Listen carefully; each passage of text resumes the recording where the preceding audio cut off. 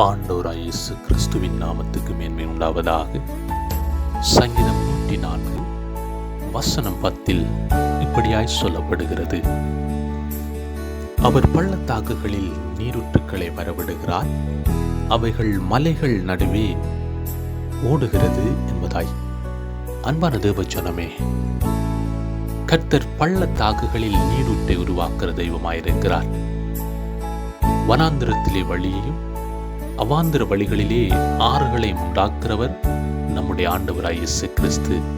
அன்பான தேவஜனமே, தள்ளப்பட்டவர்களை, புறக்கணிக்கப்பட்டவர்களை கர்த்தர் பயன்படுத்துகிறவராயிருக்கிறார். கர்த்தருடைய கிரியைகள் வித்தியாசமாயிருக்கிறது. உடைக்கப்பட்டவர்களை கர்த்தர் உருவாக்குறார், திக்கற்றவர்களை ஆதரிக்கிறார். அன்பான தேவஜனமே, நாங்கள் கர்த்தரை பின்பற்றும் பொழுது வறண்ட நீரூற்று எங்களுடைய வாழ்க்கையிலே செழிப்பாய் மாறுகிறதா இருக்கிறது. அப்படியானால் முழுமையாய் கர்த்தரை ஏற்றுக்கொண்டு கர்த்தருடைய வார்த்தைகளை பின்பற்றி கர்த்தருடைய வார்த்தைகளை தியானித்து நாங்கள் வாழும் பொழுது கர்த்தருடைய ஆவியானவர் எங்களுடைய வாழ்க்கையிலே கிரியை செய்கிறவராயிருக்கிறார். ஆண்டவராய் இயேசு கிறிஸ்து உங்களை ஆசீர்வதித்து பாதுகாப்பாராக. God bless you.